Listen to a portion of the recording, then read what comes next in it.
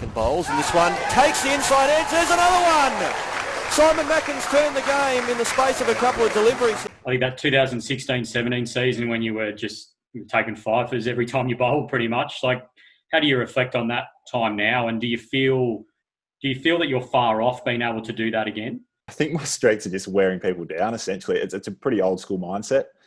It's a mindset that I was taught from a young age. I didn't have the pace of other guys. I didn't have the ability to swing the ball both ways. Wasn't highly skillful.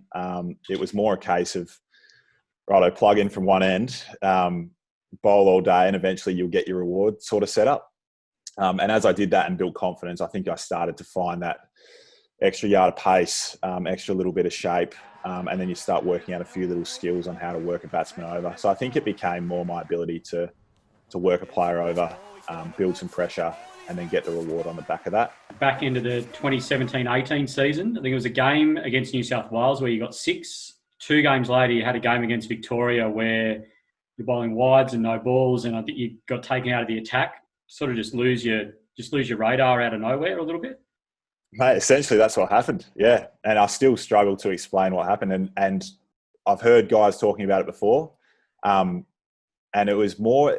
I think for me, it was a case of almost embarrassment where I got to the point where I remember standing out at fine leg. I couldn't believe what was happening. Felt my wrist go, lost my wrist. Spoken to a few guys about it, and a lot of guys have said it's happened to them before. But then from there, it became such a mental thing. It became sort of like a thing where like, oh, it's happened before. Could it happen again? And then the self-doubt creeps in. And then that's where I feel like I never have become the same bowler that I was because of that. And I started searching for answers, couldn't find the answers, became a sense of frustration, probably didn't handle it the best from an off-field perspective, started losing motivation, started probably doing things off-field that weren't helping me. I just stopped trying to become the best player I could, and tried to stop, develop, and things like that. I sort of handled it really poorly, really poorly. And that's something I've got to own, something I've got to live with. But I guess that's the great thing about hindsight. I can look back now and say, look, you didn't handle that the best. You didn't fight through it. You didn't, work your way to get out of it. You probably took the easy option on occasions.